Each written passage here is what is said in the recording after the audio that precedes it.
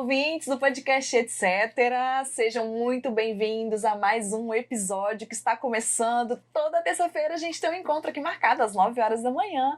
E hoje não é diferente, né? Nós vamos começar mais um episódio. Já quero te dar as boas-vindas por aqui, professor e pessoas interessadas no assunto de tecnologia educacional, assuntos do nicho, né, educacional. Sejam muito bem-vindos aqui ao podcast Etc. Este é o podcast de assuntos educacionais, de tecnologia educacional, o primeiro podcast do Brasil nesse sentido. E aqui do meu lado nós temos ela, né? Já esteve aqui conosco anteriormente, no episódio anterior, Andrelisa. Ela é especialista em educação, ela é coautora dos projetos, etc. E tem 12 anos de experiência em gestão escolar.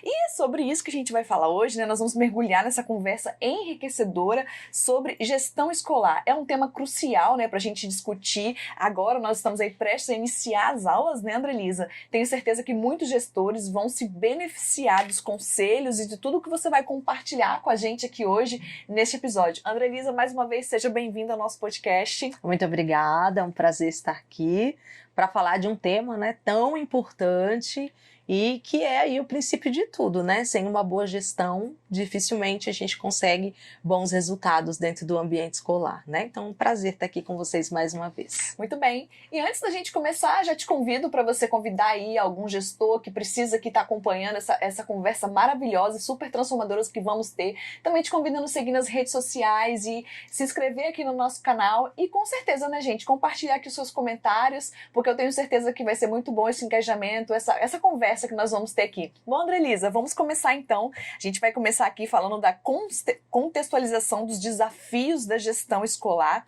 E antes de explorarmos essas soluções, é importante entendermos os desafios específicos dos gestores. Existem inúmeros desafios, né? Mas existem alguns específicos que se ressaltam mais. Andrelisa, você vai nos guiar nesse panorama educacional, porque 12 anos de experiência dá para carregar aí uma bagagem bastante enriquecedora, eu tenho certeza disso. Então vamos lá. Quais são os principais desafios enfrentados por gestores no ambiente escolar? Bom, o gestor, ele vai tomar conta aí, né, de 3 vertentes dentro da gestão, que é a gestão de recursos, gestão de processos e gestão de pessoas. Então, existem modelos diferentes em cada instituição, né? Existem instituições que têm um gestor para cada um desses setores. Tá? E existem instituições que você tem o gestor master e ele tem ali pessoas que vão auxiliar em cada um desses nichos, tá? A minha experiência é nesse segundo modelo, tá? Então, nesse segundo modelo, o gestor, ele é um articulador, né? Dessas 3 vertentes. E eu acredito que o desafio maior é a gestão de pessoas, né? Por quê? Os recursos são utilizados pelas pessoas envolvidas nos processos, né? Então, tudo vai acabar afunilando nas pessoas. Sim. Porque se eu tiver recursos, mas não tiver pessoas, não adianta nada eu ter recursos. Não faz sentido. Se eu tiver processos e não tiver pessoas para executarem os processos, não adianta ter processos. Então, o maior desafio do gestor, na minha opinião, né, e na experiência que eu trago, é a gestão de pessoas mesmo. Isso foi muito desafiador para você na sua experiência? Você viveu isso na prática? Gerir pessoas? Foi um dos maiores desafios na sua experiência? Sim, foi um dos maiores desafios. Porque o gestor, quando você é professor, você tá lá no chão da fábrica onde faz as coisas acontecerem, né? O gestor não. O gestor, ele precisa contaminar os seus liderados com a sua visão educacional, com a sua forma de gerir, né? E isso não é fácil de ser feito. Por quê? Quando o professor que está lá na outra ponta, né, desse processo que acontece na escola, fecha a porta da sala de aula dele, é ele que faz o negócio acontecer. Então, entre o que está sendo proposto aqui na gestão, né, o que está sendo sonhado aqui na gestão, e o que de fato está acontecendo lá dentro da sala de aula do professor com a porta fechada, ou seja, não tem como o gestor saber de tudo que está acontecendo lá dentro. Né? Então, você precisa contaminar os seus liderados com a sua visão, com sua missão, com seus propósitos educacionais, para que de fato aquilo que se planeja aqui de uma forma, né, com visão de gestão, de fato esteja acontecendo lá na ponta, que é onde o professor está, que é a sala de aula. Então, para mim, o maior desafio, sim, foi esse, né, foi conseguir que as pessoas compreendessem isso e fazer essa articulação. Por quê? Como acabei de comentar, né? Uma coisa não existe sem a outra. Uhum. Então, a boa gestão, ela perpassa essas três vertentes de uma forma muito eficaz. E aí você tem um bom resultado nas 3 vertentes. A gente vai mergulhar um pouquinho mais fundo nesse panorama. Como é que é?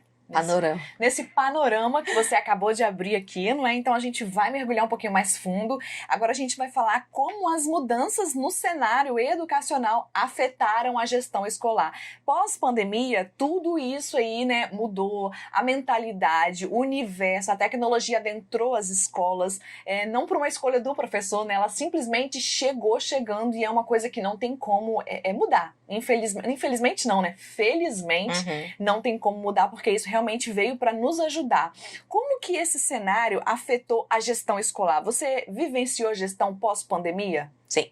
E como que foi isso? Como foi lidar com essas pessoas, com professores relutantes à tecnologia, nesse panorama da gestão e tendo que lidar com essas pessoas e essa nova realidade? Bom, o gestor, né, quando ele é um bom gestor, ele costuma ser já uma pessoa visionária, né?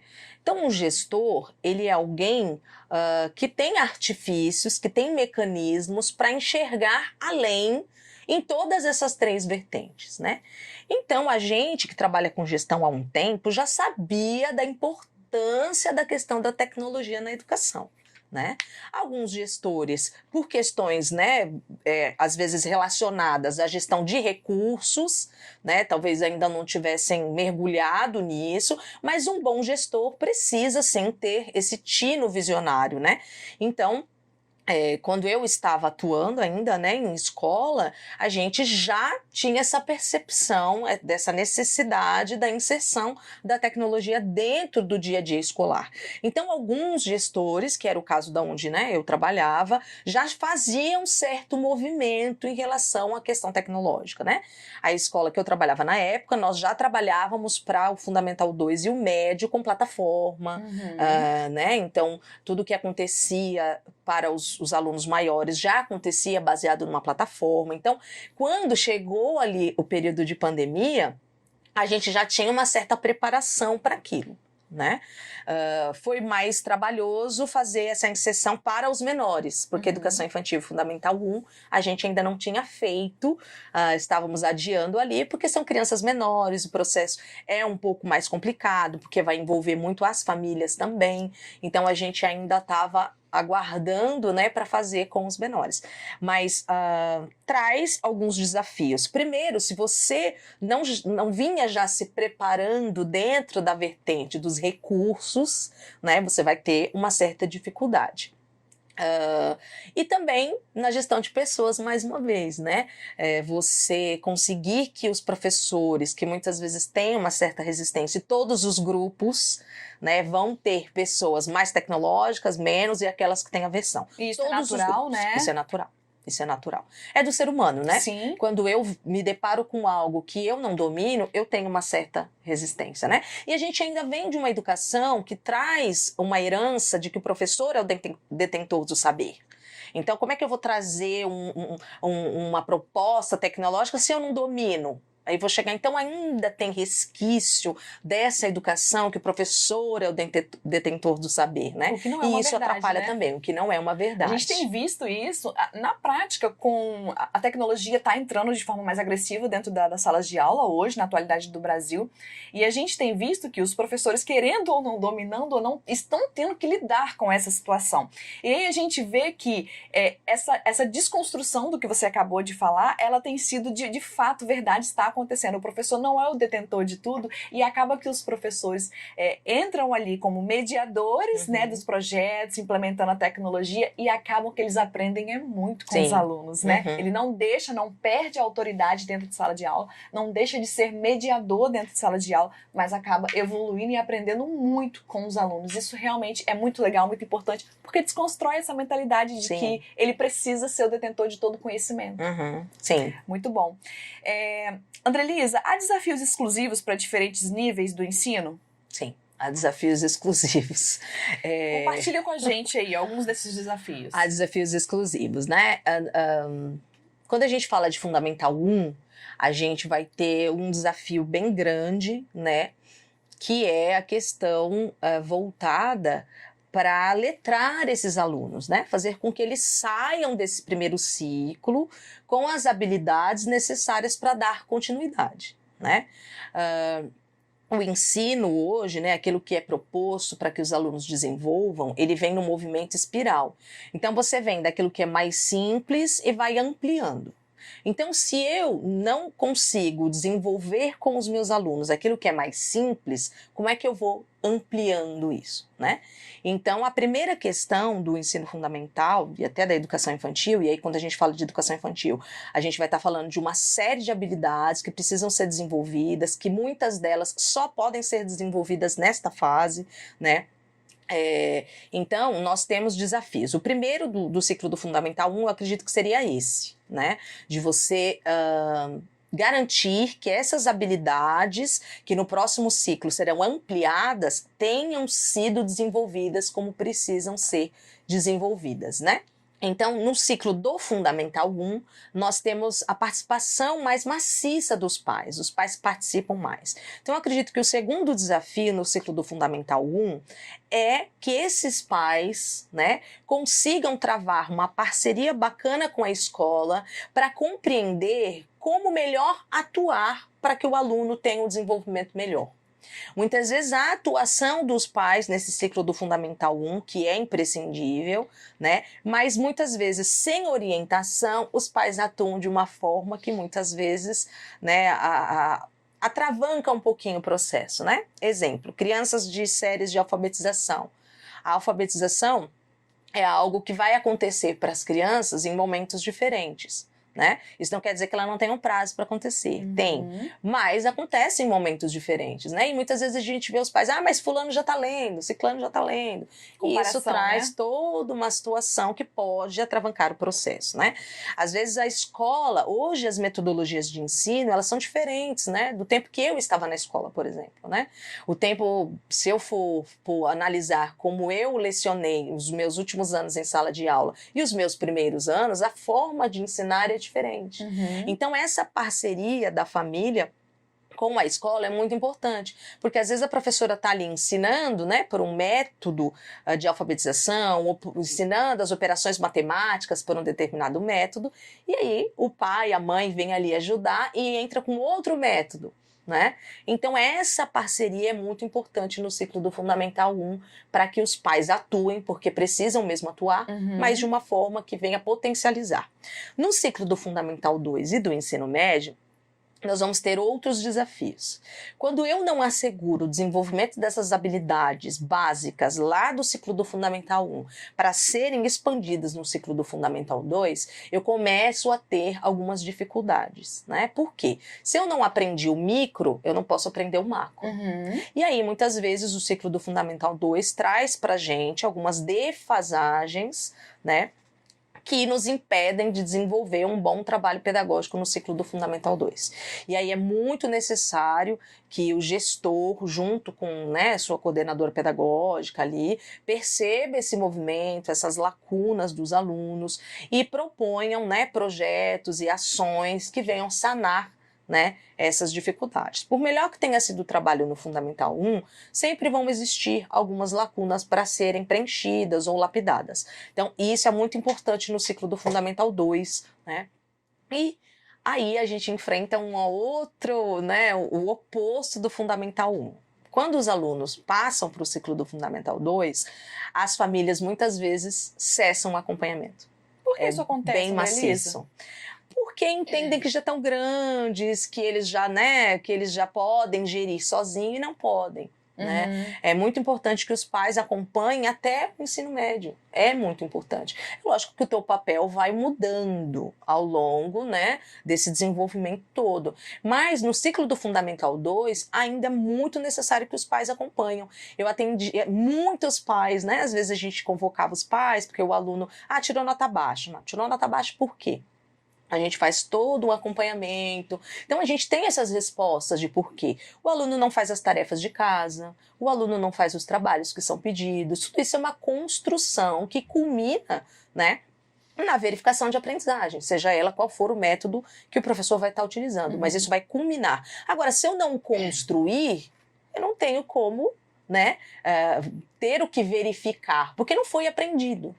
Então, quando isso acontece, às vezes a gente chama a família ali, olha pai, o filho tá, né, ficou com nota abaixo aqui, o aproveitamento foi baixo, aí a gente mostra, olha, não tá fazendo tarefa e tal, aí às vezes os pais falam, mas eu pergunto para ele se tem tarefa, ele fala que não.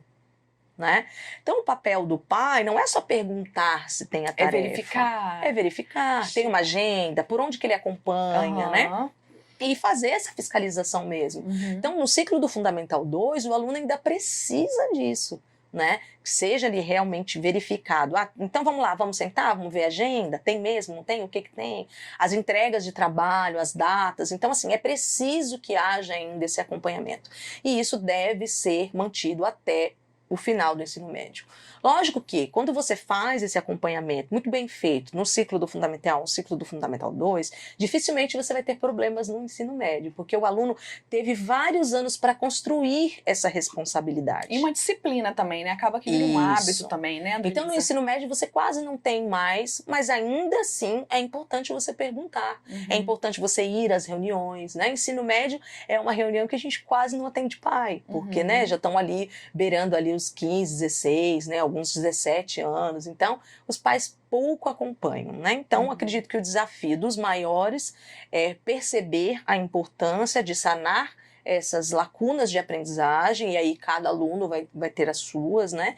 E também o acompanhamento familiar, que vai, né, juntar ali com a escola as forças para que esse aluno saia realmente muito bem preparado cognitivamente, também com possibilidades aí de inserção já, né, no mercado universitário e posteriormente no mercado de trabalho. Então, ó, se tem algum pai aqui nos assistindo, que você tem filho aí no ensino no Fundamental 1, Fundamental 2, ou que agora está indo para o ensino médio, não deixe de acompanhar seu filho. O acompanhamento vai fazer com que ele seja um ser humano bem-sucedido, vai criar disciplinas, e se o filho está indo para o Fundamental 2, pelo que eu entendi, provavelmente você, pai, não vai precisar de acompanhar tanto no ensino médio. É fundamental sim o acompanhamento, mas não precisa de acompanhar tanto afinco como acompanhou ali no Fundamental 1 e 2. Faz sentido, Andrelisa? Sim, sim. Bacana. Então a gente vai seguir aqui para as estratégias para uma gestão escolar eficiente. Os gestores que estão aqui nos assistindo querem aí descobrir como ter uma gestão escolar muito eficiente. Então a gente vai entender os desafios, vamos explorar as estratégias práticas para uma gestão escolar eficiente, e Andrelisa vai compartilhar com a gente uns insights valiosos sobre como os gestores educacionais podem superar esses obstáculos que vão acontecer, não tem como evitar. Esses obstáculos vêm para que a gente aprenda e progrida, né? E melhore aí o nosso cenário. Então, como promover uma comunicação eficaz entre gestores, professores e demais membros de uma equipe escolar? Você acabou de dizer que o maior desafio é gerir as pessoas. Como que faz para promover uma comunicação eficaz em todo esse time? Bom, existem algumas coisas importantes. Primeiro, que você precisa ser próximo, né?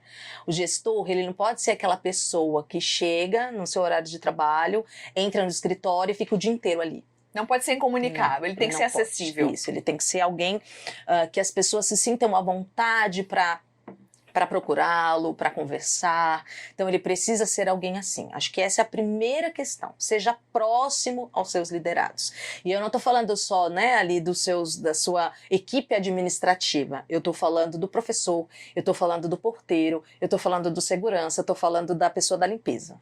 Não é? Porque é natural você ser próximo da sua equipe administrativa, né? Isso é meio óbvio, você tem reuniões periódicas, você tem toda a construção ali é feita junto com eles, mas não é sobre eles que eu estou falando. Eu estou falando do todo, seja próximo a todos, de forma que se a responsável pela limpeza precisar conversar contigo, ela não se sinta de forma nenhuma desconfortável ou que a sua porta, sua sala esteja sempre de portas abertas para receber todo mundo que faz parte da sua equipe. E isso você não vai construir fechado dentro da sua sala, né? Acho que essa é a primeira questão. A segunda questão para você construir uma boa gestão, uma gestão de resultados, é você ouvir as pessoas, todos os envolvidos no processo, né? Então, desde a comunidade escolar, né, até cada um que faz parte da sua equipe, né, que desenvolva ali o processo mais importante, o processo mais simples, todos eles precisam ser ouvidos. É muito fácil a gente entrar no escritório e gerir e ditar uma série de regras, né? Mas a gente precisa saber se essas regras são aplicáveis, são úteis, são processos válidos. E você só consegue formar processos válidos se você ouve. Por quê? Um gestor, como eu falei, não tem como estar lá dentro da sala de aula todos os dias. Né? Então, como ele sabe das necessidades da sala de aula? Ouvindo. O gestor não vai estar na porta todos os dias recebendo os alunos. Como ele sabe das necessidades disso? Ouvindo. Então, você precisa ouvir todos que fazem parte do processo, inclusive os pais. Bom, e o terceiro passo, que eu acho que é o que fecha esse processo, é fazer com que as pessoas entendam o todo. Digamos que a gente está pensando ali em fazer, né, uma aquisição de algum produto, de algum recurso para a escola. Vamos comprar tablets, por exemplo, né? O porteiro vai usar esse tablet? Não. O porteiro está diretamente ligado com a função desses tablets na escola? Não. Mas o porteiro fala com os pais todos os dias. Então ele precisa saber que nós vamos comprar, por que nós vamos comprar, por que isso é bom. Interessante. Então todos que fazem parte do processo precisam conhecer o todo, mesmo que aquele todo não afete diretamente. Isso é muito importante, porque aí você tem toda uma equipe enxergando onde as coisas vão chegar. Entrosada também, exatamente, né, Andrelisa? Todo mundo sabe qual é o seu papel ali, desenvolve de forma eficaz, sabe exatamente o tempo de execução de cada tarefa, porque toda a equipe está sabendo o que está acontecendo. Isso realmente é muito bacana. E assim, Marciele, uma coisa que eu destacaria, as pessoas precisam entender os porquês. Quando as pessoas entendem os porquês, elas agem totalmente diferente. É diferente de eu chegar para o meu funcionário, né, para o meu colaborador e falar assim, faz isso daqui porque eu estou mandando. A partir de agora nós fazemos verde, a partir de agora vai ser azul. Ele vai fazer. Porque ele precisa manter o emprego dele, ele vai fazer porque você é chefe dele e você está mandando, né? Mas quando você chega e fala assim, olha, nós vamos fazer isso aqui verde, porque se nós fizermos verde, vai ter esse benefício, vai ter esse benefício. Nós não podemos fazer mais azul, porque azul acontece isso e aquilo. Aí você abarca as pessoas no teu processo. E faz com que elas comprem a ideia. Exatamente. Essa é a questão da boa gestão. As pessoas comprarem as suas ideias, né? E ideias que não são só suas, porque quando você ouve, são ideias construídas junto. E aí elas acabam sendo, né? Você se sente ouvido, você se sente parte daquilo. E quando você se sente parte daquilo, você age diferente, né? Então, posso dizer para você que experiência própria, né? Eu tive um modelo de gestor muito bom na minha vida, antes de ser diretora, como coordenadora, eu tive um modelo de gestor que era exatamente dessa forma que eu tô te falando, né? Trabalhamos juntos um tempo, depois disso trabalhei com outros gestores, com outras formas de gerir, e eu nunca mais vi o engajamento de uma equipe, né? Com outras formas de gerir igual com essa primeira forma de gerir, que foi com quem eu aprendi, né, e é a forma de gestão que eu acredito e que eu utilizo, né, quando eu estou em função ali de gestão. Então eu acredito que é isso, ouvir, estar próximo, né, e fazer com que as pessoas entendam os porquês, porque quando você entende, ela compra a tua ideia. E quando você não puder atender, né, isso foi uma coisa que eu passei bastante na pandemia, né? Às vezes um pai quer isso, outro pai quer aquilo, e é difícil você, né, conseguir, né, convergir todas essas coisas, explicar por que não. Por que não posso? Por que não dá? Né?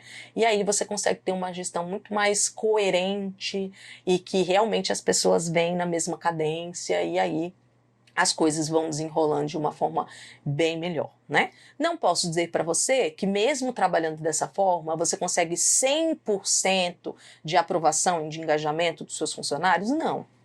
Sempre, né? Vai existir. Quem é gestor sabe, por melhor que você faça, que você trabalhe, né, sempre vão existir. Então, quando existirem, né, esses personagens ali, você precisa sentar e avaliar, né? Sentar e avaliar o que está acontecendo com aquele funcionário, qual ponto ele realmente não concorda, né? E averiguar se isso, né, pode ser mantido dentro desse desenho que você tem ou não.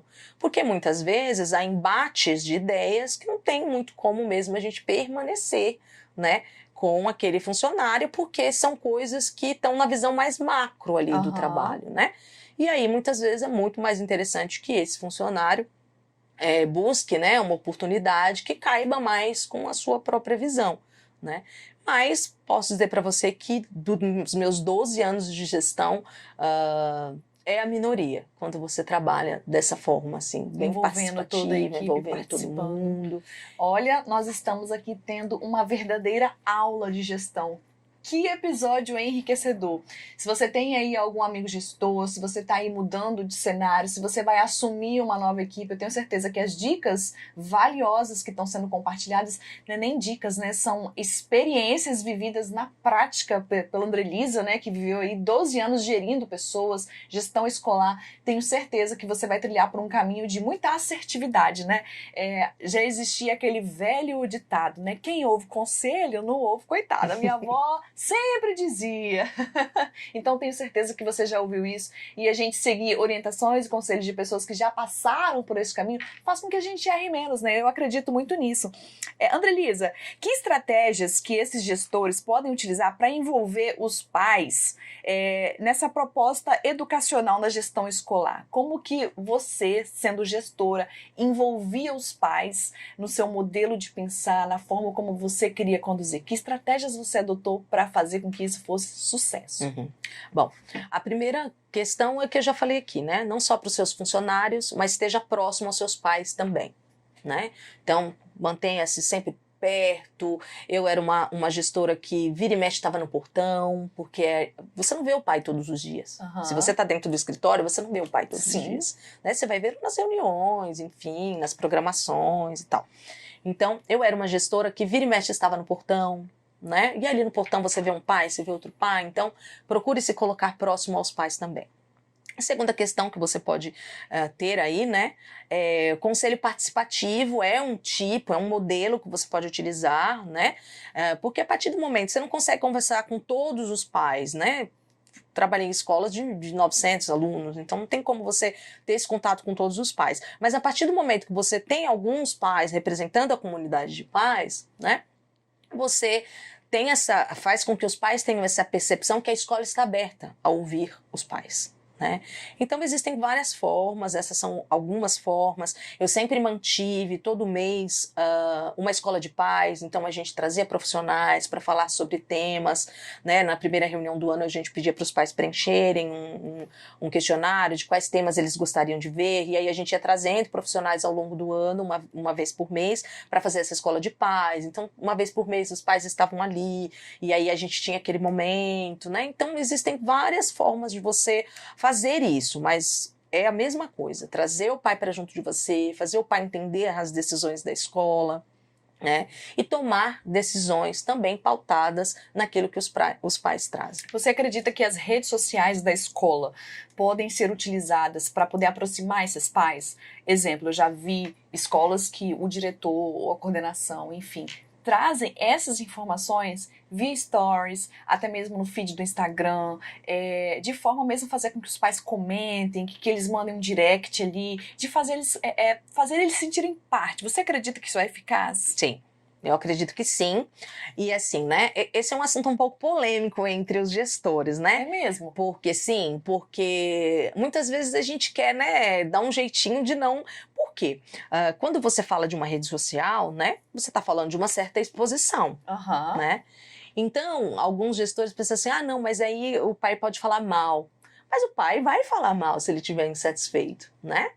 Se ele não falar na rede social, ele vai falar no grupo, ele vai falar na família dele. Em algum momento ele vai falar. Ele vai falar, né? Então, eu acho que assim, será que é esse o caminho que a gente tem que pensar? Eu nunca pensei dessa forma, né? Eu acho que assim, independente de qual veículo que o professor, né, que o pai ali está usando para expressar a sua insatisfação, eu acho que a gente precisa chamar esse pai, conversar com esse pai, ver aonde a gente de fato o desagradou, né? E ver até que ponto a gente pode resolver a situação, né? É bem verdade, Marcele, que a gente vive hoje, né, em situações, muitas vezes, que são incoerentes, né? Às vezes o pai está insatisfeito, mas é com uma questão que não tem como a escola fazer o que ele quer, né? Quando você está falando de escola, você está falando de uma comunidade escolar, né? Então a comunidade escolar, ela tem ali as suas regras, ela tem ali a sua forma de funcionar, ela tem os seus processos, né? E existem coisas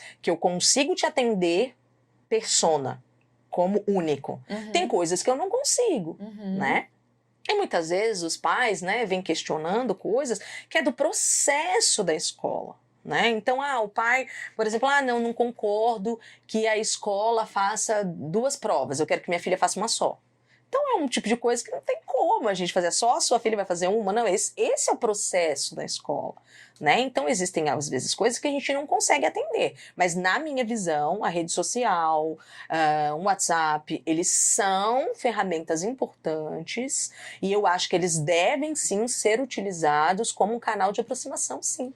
Até porque, né, as redes sociais, ela é uma rede social, é uma questão de compartilhar vivências, tem gente que utiliza para vender, tem gente que utiliza para inúmeras possibilidades, mas aqui a gente está falando de escolas, e quando a gente fala de aproximação e fazer com que as pessoas se sintam parte do processo, eu acredito também, Andrelisa, que usar as redes sociais para expor o método de ensino que você aborda com seus alunos, a forma como você trata, a forma como você envolve os pais e o quão importante é o papel dos pais, aproxima sim e traz os pais para dentro dessa comunidade, né? Porque a escola não é só os professores, os gestores e a tia da cozinha, a tia da limpeza. Os pais, acho que são um dos papéis mais principais também, né? Que ajudam a construir essa comunidade forte e faz também com que as coisas andem por um caminho de muita assertividade. Porque é o que você acabou de falar, se você tem um pai que está muito envolvido dentro do que você está aplicando e ele concorda e isso está tudo bem, as coisas vão fluir. Agora, se um pai não concorda, você tem a possibilidade de corrigir ou de explicar melhor o seu ponto de vista para esse pai. Então, acredito sim que as redes sociais podem ser utilizadas para poder expor bastante do método de ensino, da forma como se conduz, da forma como o gestor, o diretor gostaria que os pais se aproximassem mais. Existem pesquisas que podem ser feitas diretamente no seu story do Instagram e as pessoas estão conectadas, sejam até os mais idosos hoje em dia estão conectados nas redes sociais. Eu falo porque eu tenho um pai que já está aí praticamente com 65 anos, e ele fica lá nos stories vendo as fotos e as coisas que estão acontecendo. Porque não tem como mais tirar isso do mundo, né? Já está impregnado, já está inserido. Então, assim, utilize de forma assertiva para melhorar a sua gestão, para poder incluir os pais dentro dos seus processos, para poder fazer eles se sentirem parte, de fato, do que você tem construído dentro da sua escola. Tenho certeza que vai ser um caminho de muito sucesso. Sim. Continuando nesse assunto, Andrelisa, como que os gestores, a gente está falando aqui de rede social, que de certa forma sim é uma tecnologia, como que esses gestores podem incorporar a tecnologia para superar grandes desafios? A tecnologia ela desempenha aí um papel crucial na educação moderna, né? Como que os gestores podem incorporar a tecnologia para melhorar e superar os desafios? Como o gestor pode incorporar, né? Eu acredito que, primeiro que hoje, né, depois aí do período de pandemia, de toda essa percepção, né, da necessidade urgente dessa inserção, a gente, como gestor, não pode, a gente tem que incorporar, né? A BNCC trouxe para a gente aí um complemento, a obrigatoriedade, né, de inserir a computação na educação básica. Então, não é nem pode, né? A gente tem que inserir. Então, como que o gestor pode fazer isso, né? Eu entendo que, como eu falei, tudo acontece nas pessoas, né? Então, o gestor, primeiro, para você inserir a questão tecnológica ali, né? Ele vai precisar verificar a questão de recursos dele, lembrando que a gente pode inserir a questão da tecnologia na educação básica sem precisar de dispositivos também, né?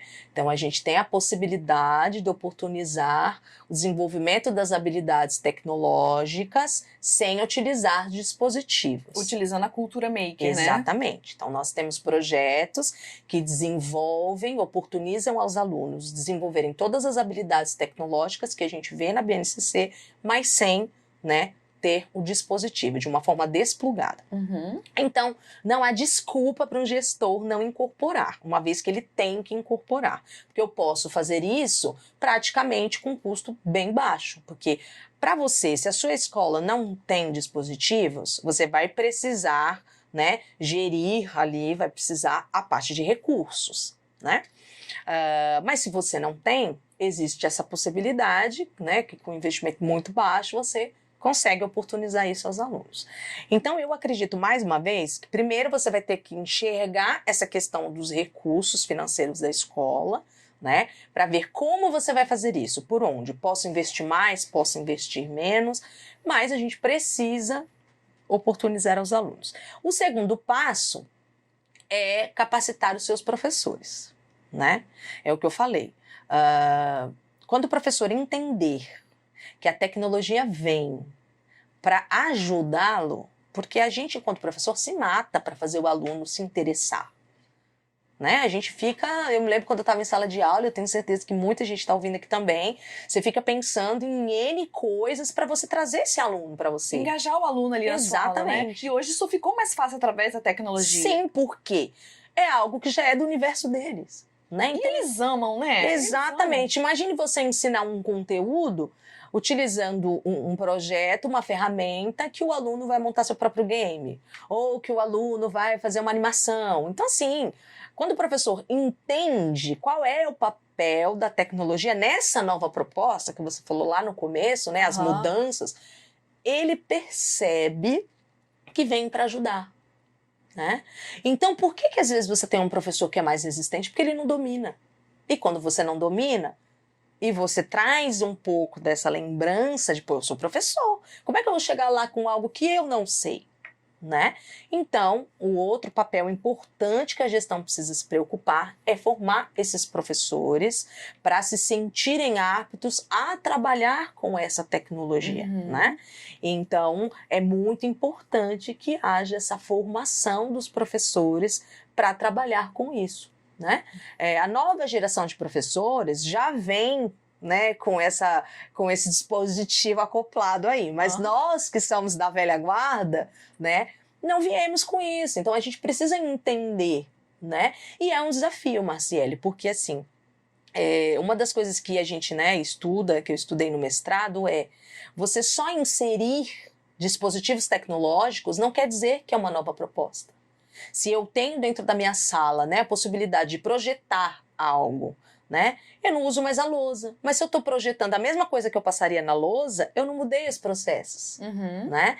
Então, é todo um paradigma para ser mudado. Né? Não é só trazer o dispositivo, mas a gente continua usando as mesmas metodologias. Né? Então, o professor precisa dessa formação, de enxergar a tecnologia como novas possibilidades. E quando o professor enxerga, ele não larga mais. Porque é o que você falou. A gente consegue do aluno um engajamento, a gente consegue do aluno algo que a muito tempo a gente busca na educação. A gente tem ouvido também relatos de professores que perceberam até mesmo a questão da diminuição da evasão escolar. Por quê? Você chega agora no começo do ano, né? As aulas estão aí prestes a começar, e você chega na sua sala de aula apresentando a sua nova abordagem, seu método de ensino para o ano de 2024, dizendo que vocês vão utilizar muito tecnologia, muitos projetos que vão ser construídos por eles. Eu acredito que gera aquela expectativa, gera aquela ansiedade de chegar logo esse dia, e os alunos vão sempre estar presentes nas aulas, tendo em vista de que eles não sabem o que vai acontecer naquela aula. E aí você chega com essas novidades tecnológicas e às vezes desplugada, né, que os alunos utilizam ali da cultura maker, que não deixa de envolvê-los, que é muito bacana ver os alunos construindo. Realmente, de fato, é um negócio muito maravilhoso. Eu acho que se tivesse na minha época, eu ia querer morar dentro da escola, porque eu adoro. Então, assim, a gente tem visto esses relatos, né, Andrelisa, de professores que relatam a diminuição da evasão escolar. Então, de fato, isso tem acontecido e é um excelente método para poder engajar os alunos e envolver esses alunos. Porque assim, se a gente for continuar educando, né, tudo mudou. Né? E a gente ainda acha que a educação tem que ser, né, uma lousa, seja ela branca, de vidro, né, e escrever na lousa. Então, assim, a escola é chata. Né? A escola, sem a inserção de outras, né, de algo mais ativo, ela é chata. Né? Por quê? Muitas vezes são conteúdos apresentados sem a gente entender onde a gente vai usar. Ah, por que eu tenho que aprender isso? Vou usar isso aonde? Né? De formas totalmente retrógradas, que não conversam mais com os alunos, né? Então a única parte legal da escola é o intervalo. Porque aí você conversa, bate papo, que é a parte mexe social, no celular, né? Mexe no celular. Então, quando você traz a tecnologia para dentro da sala de aula, por que diminui a evasão? Porque fica legal. É algo do universo dele. Né? Pô, até ontem ele só jogava o joguinho, hoje ele constrói o jogo dele, né? Então a gente vai para um outro patamar, né? E aí a escola deixa de ser chata, né? A gente às vezes vê aqui casos que os pais relatam para a escola que estão trabalhando com os projetos, pô, eles não querem ir embora. A gente vai buscar, não quer ir embora, quer continuar. Por quê? Porque é legal. Né? Então, assim, ou a gente torna a escola, a educação legal, ou a gente vai ter cada vez mais fracassos, né? Como vem aí a história da educação mostrando pra gente, né?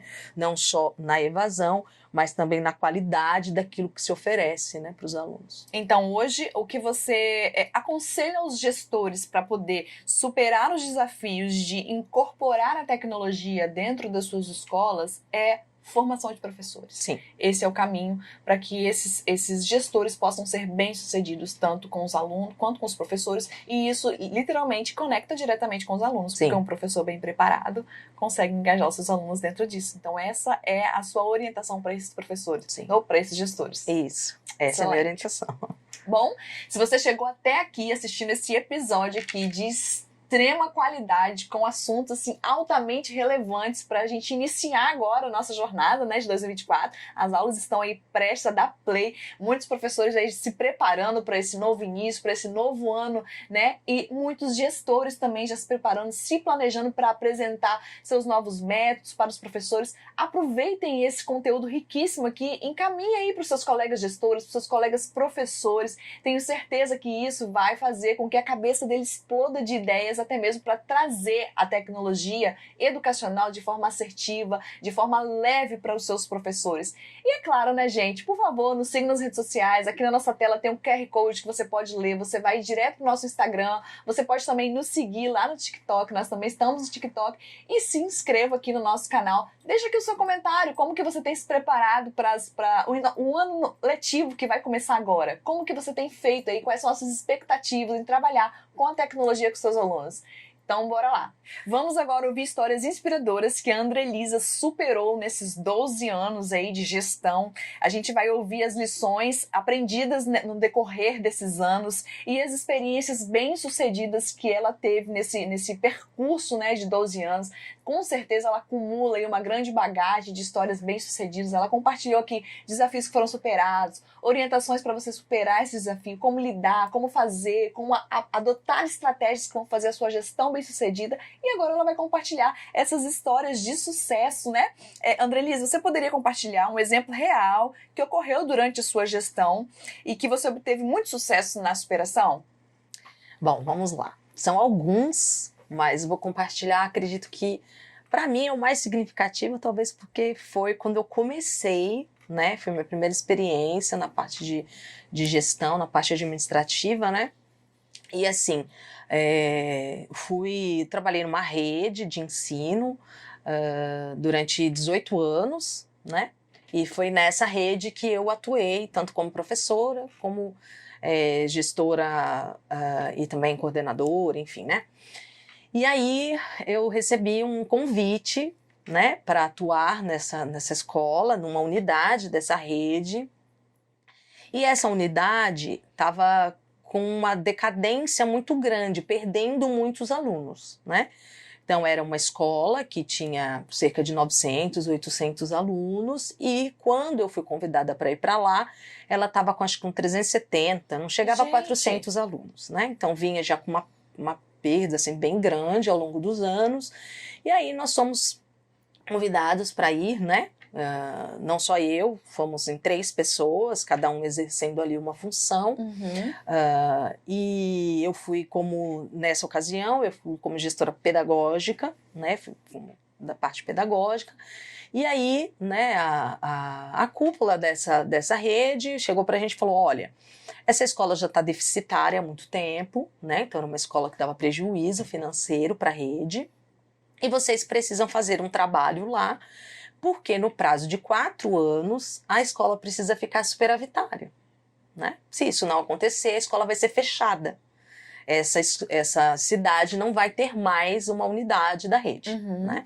Então, assim, foi uma responsabilidade muito grande, porque lá tinham vários funcionários, né? Cerca de 80 funcionários, entre professores e as demais, né? Personagens ali do processo, né? E nós fomos para lá. Foi minha primeira experiência. Eu até então era professora, né? E aí chegamos lá. E assim, quando nós chegamos em algum lugar, né? Acho que a primeira questão aí, né? Você comentou de lições aprendidas, né? É que a gente não chega mudando as coisas, né? Então você gestor, assumiu um desafio novo, está numa escola nova, né? Primeiro a gente precisa entender a comunidade, a gente precisa entender as pessoas que estão ali, para conseguir identificar os problemas, né? Então foi um desafio muito grande, né? Por mais que uma escola chame a atenção dos pais, né? A gente está falando aqui de stories, de rede social e tal, tudo isso é importante, né? Eu acho que hoje isso tomou uma proporção muito bacana, porque hoje você conhece o trabalho primeiro pela rede social. Exatamente. Tava procurando escola para minha filha aí esses tempos. Primeira coisa que você faz, tem Instagram? Vamos lá ver o que eles postam, que, né? Depois, se o Instagram te dá uma certa poder de convencimento, aí você vai na unidade física. Então tem um poder muito grande, sim, né? Mas festas, visibilidade, tudo isso é um chamariz para o pai. Mas o que faz uma família permanecer numa escola é o pedagógico forte, né? É uma métrica de ensino muito bem clara, é uma métrica de ensino onde há continuidade de uma série para outra, que ao final de todo esse ciclo o aluno sai de fato preparado, né? E isso eu fui ali construindo nessa experiência, né? Porque era uma escola fisicamente muito boa, estrutura física muito boa, né? Era uma escola que tinha muitas festas e as festas eram famosas na cidade, mas o pedagógico muito fraco, né? E aí a gente então começou a trabalhar primeiro com as pessoas, professores, vamos lá, professores, olha, a gente precisa mudar a metodologia, isso não faz mais sentido. E aí fizemos todo um trabalho com um grupo de professores, né? E exercemos esse tipo de gestão, onde todos participavam de tudo. Então, a pessoa que estava lá na porta, abrindo o portão, sabia por que a escola, né, os 2 primeiros anos, a gente precisou dar uma apertada no pedagógico, e a escola já tinha instaurado uma ideia de que aqui todo mundo passa. Então, para que eu vou estudar se aqui todo mundo passa, né? Então, tinha essa cultura. Então, a gente precisou de uma certa rigidez um pouco no começo. Desconstruir uma cultura é algo muito desafiador, né? É algo que já está impregnado. Exatamente. Então, você imagina, quando você, né, tá com algo muito frouxo e você começa a apertar um pouco o cinto... Começa a doer. Vai doer. Então, o porteiro precisava saber por que a gente estava fazendo isso, porque o pai, que muitas vezes não estava entendendo o processo, reclamava para ele lá na porta. Então, ter esse engajamento da equipe toda era muito importante, porque se um pai fazia um comentário com uma tia da limpeza, ela sabia responder o porquê. Né? Ou se fosse uma coisa mais complexa, ela falava, olha, conversa com o diretor. Ela ia até lá onde ela conseguia e depois encaminhava, né? Então foi uma escola com desafios muito grandes, mas que a boa gestão, né, aliada a um trabalho pedagógico muito bem feito, né? E aí, quando eu digo bem feito, eu nem estou falando de coordenação, estou falando do grupo de professores que conseguiu internalizar, que conseguiu, né? E aí, quando nós chegamos no 3º ano, né, desse trabalho ali, nós já estávamos com 800 alunos e conseguimos chegar ali, né, a sermos superavitários, conseguimos, né, pagar as nossas contas, né? Bom. Então foi uma experiência assim bem marcante, né? Não digo traumatizante, mas que exigiu muito da gente, né? Eram muitas horas de trabalho, eram muitas horas de sono, com a preocupação da responsabilidade de manter o emprego dos outros, né? E foi uma escola assim que na cidade virou uma referência em qualidade de ensino e não mais só em boas programações, como era até então. Né? Vocês conseguiram reverter Sim. totalmente esse quadro, né? De escola famosa pelas festas para famosa pelo método de ensino eficaz. Sim. Muito bom, excelente experiência para poder inspirar aqui os nossos gestores, professores aí nas aulas que já vão começar. Como que a colaboração entre gestores, professores e comunidade escolar pode contribuir para o sucesso? Pode não, é o que faz o sucesso. Né? Então eu acredito que tudo está interligado, né? Eu costumava dizer muito para minha equipe, né?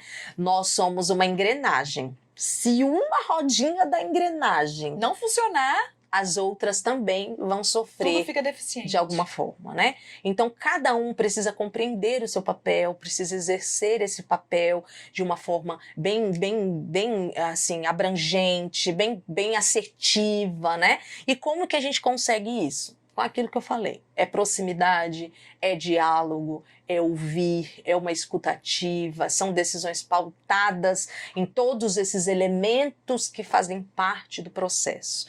Quando você faz a gestão baseado nisso, né, você consegue, inclusive, resolver problemas das outras vertentes, né? Porque, de repente, você não tenha tantos recursos, né? De repente, você não tenha tantos recursos. Mas se você tem uma equipe, e eu digo equipe agora na visão mais macro, porque eu acredito que os pais também fazem parte da equipe, da comunidade escolar, né? Se você tem toda essa equipe engajada, não ter recurso não vai ser um problema. A gente vai dar um jeito. É só um obstáculo. Sim. Eu fui gestora em uma outra escola, num outro estado, e uma escola com recursos financeiros bem reduzidos em relação às outras que eu já tinha trabalhado. E a gente conseguiu juntar, né, a comunidade de pais ali, e aí nós precisávamos às vezes fazer algumas coisas na escola e a gente realmente não tinha recurso. Mas os meus pais sabiam por que eu não estava fazendo, porque não tinha recurso. Então, muitas vezes, os pais se arregimentavam e vinham para dentro da escola para suprir as questões que nós tínhamos físicas, né? E não tinha recurso para a gente conseguir um resultado melhor. Então, os pais abraçaram a causa para fazer com que as coisas acontecessem. Realmente, construir essa comunidade escolar com os pais totalmente inseridos faz toda a diferença. Vamos lá para os conselhos e dicas, né? Essa parte é muito gostosa do nosso episódio, a gente consegue aí aconselhar diretamente, dar dicas diretas para quem está nos assistindo, e a gente vai então começar aqui. Qual conselho ou dica que você pode dar para os gestores educacionais que irão logo iniciar sua jornada agora, nesse novo ano letivo de 2024? E como que tipo de conselho, quais conselhos que você dá, que tipo de dica que você dá para que ele possa... Eu acho que muito do que você já falou aqui já serve de muito conselho e muitas dicas, mas tem algo pontual que você gostaria de falar de conselho ou dica para esse gestor que vai iniciar agora o ano letivo? Bom, eu acredito que, vou deixar uma dica aqui coruja, tá? Eu vou ser um pouco coruja agora, eu vou deixar uma dica. Eu acho que nós estamos enfrentando hoje, né, uma questão que não é tão simples, mas que nós já conversamos aqui, que é extremamente importante e urgente, que inclusive o nosso prazo acaba este ano, que é a inserção da computação na educação básica. Sim. Né? Então isso é algo urgente, não só pela resolução, porque a resolução vem porque existe uma necessidade latente, né? E por isso foi transformada numa resolução. Né? Eu não me refiro nem à resolução em si, mas eu me refiro à urgência que existe dessa inserção, né, na tecnologia na educação básica. Né? Então, a dica que eu deixo para você, gestor, né, que ainda não tomou as medidas para fazer essa inserção, né, faça isso por um meio que vai te trazer tudo isso que eu falei aqui: formação de professor, possibilidade de o aluno trabalhar com algo que já é do universo dele, que vai trazer engajamento, que não vai ser algo a mais para o professor, mas vai ser uma ferramenta para ele desenvolver o que ele já precisa desenvolver. E até aliviar alguns processos, Exatamente. Né? A tecnologia ela vem para aliviar Exatamente. muitos processos manuais, né? Adote um projeto, etc., na sua escola. Independente de qual seja a sua escola, né? Você, minha escola não tem dispositivo. Eu não tenho... Então, mas existem projetos da linha Maker que vai trazer todas as habilidades tecnológicas para o aluno desenvolver e você não precisa ter o dispositivo. Se a escola já tem dispositivo, a gente tem milhões aí de possibilidades, né? A gente tem aí, dentro de cada projeto, 3, 4, 5 ferramentas tecnológicas sendo utilizadas ali dentro daquele contexto, mas que podem ser versatilizadas para esse professor que foi treinado, porque nós treinamos os professores, nós damos a capacitação para os professores. Então, um professor bem capacitado vai enxergar essas ferramentas ali como possibilidade para N coisas. E quando esse professor enxerga isso, minha filha, aí não tem limite, sabe? Aí você realmente exerceu uma gestão de continuidade, né? Que vai exponenciar aí tudo que o professor iria realizar. Então, assim, fui um pouco coruja, né? Porque, como o Marciele falou, eu faço parte aí, né, da equipe de coautores, mas realmente é algo ímpar na educação e que, né, a nossa vontade é que fosse oportunizada a todos os alunos, porque traz algo que é já há muito tempo desejado na nossa área, né? Que é algo que engaje os alunos, que realmente mostre para o aluno por que ele está aprendendo aquilo, porque ele vai usar aquilo aonde? Aonde na vida real, né? Os projetos, eles partem de problemas, então os projetos mostram por que aprender isso ou aquilo, porque você vai usar em situações parecidas com essa, né? Então, uma dica mais prática que eu deixaria seria: adote os projetos, né, da metodologia MicroKids, porque com certeza você vai estar oportunizando aí aos seus alunos, né, a inserção dessas habilidades tecnológicas de uma forma que também envolve a gestão de pessoas, porque a gente capacita os professores. Muito bom! E assim a gente chega ao final de mais um episódio do podcast, etc. Quero agradecer aqui a Andra Elisa por compartilhar as suas valiosas experiências com os nossos ouvintes, sendo professores, sendo gestores. Tenho absoluta certeza que tudo que você compartilhou serviu para poder formar novas ideias, formar um novo modelo de gestão, até mesmo desconstruir algo que já estava planejado. Então, assim, muito obrigada por compartilhar suas experiências e por se dispor a vir aqui a compartilhar com a gente mais uma vez. É sempre um prazer. Até a próxima, viu? Precisando, estamos aqui para compartilhar as experiências. Pois é, não se esqueça de se inscrever aqui no nosso canal, deixar o seu comentário aqui, qual a sua expectativa para o ano letivo que está prestes a começar, e a gente se vê aí no próximo episódio. Tchau, tchau!